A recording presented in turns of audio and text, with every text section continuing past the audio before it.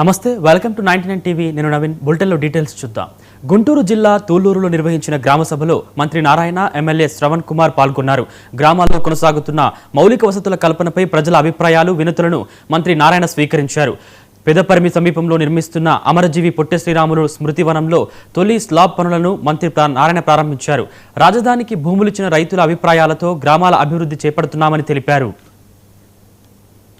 అమరజీవి Potti Sriramulu memorial trust వాళ్ళు ముందుకొచ్చి మేము ఒక పొట్టి శ్రీరాములు శృతివనం ఒకటి మేము ఏర్పాటు చేస్తాము, కట్టిస్తామంటే 6.8 ఎకరాల స్థలాన్ని క్యాబినెట్లో పెట్టి అప్రూవ్ చేయడం జరిగింది.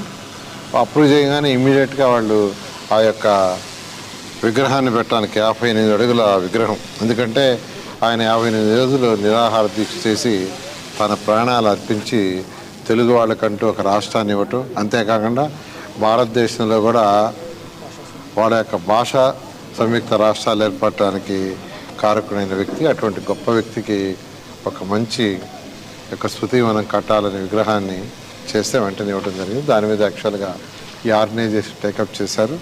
వాళ్ళు చాలా ఫాస్ట్గా ఈ వర్క్ చేస్తున్నారు. నేను యాక్చువల్గా వాళ్ళు చూడటానికి వచ్చాను, ఎంతవరకు చేశారు.